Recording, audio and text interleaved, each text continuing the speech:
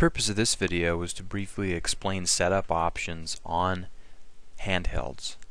We'll look at some of the Windows settings and a couple of the settings that come into play for automatic GPS connection in Sentinel and related items there.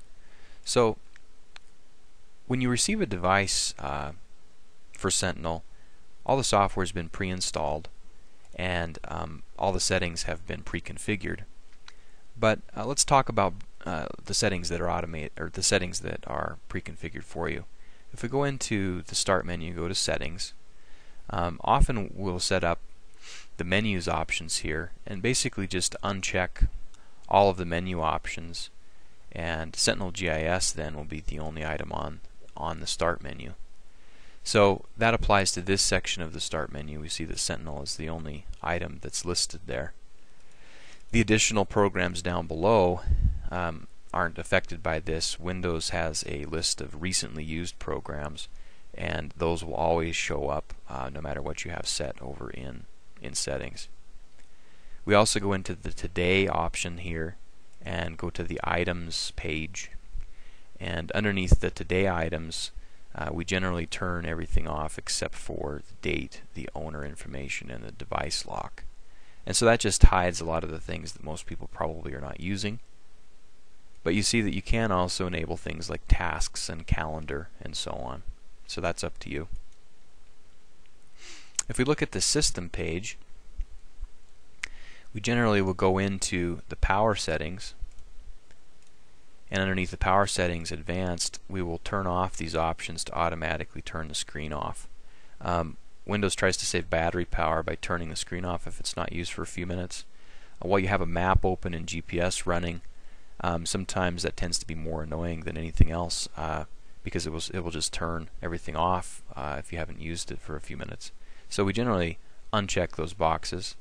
It does lead to using the batteries a little bit more quickly, but it's usually more convenient to have the map and the GPS stay put.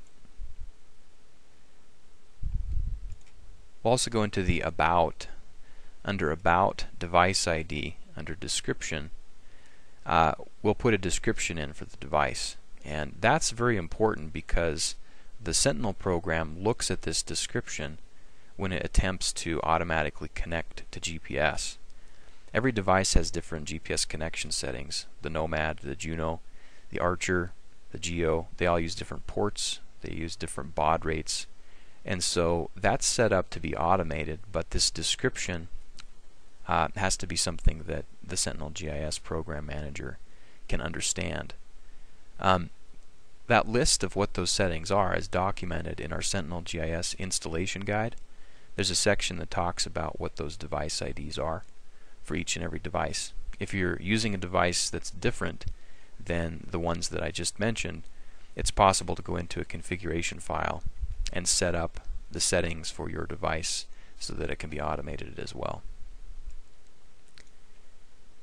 And lastly, in GPS, for devices that have a compact flash GPS card, like the Archer with the GlobalSat card or the Archer with the Trimble Pathfinder XC card, we usually go in here to the program settings and set it up this way.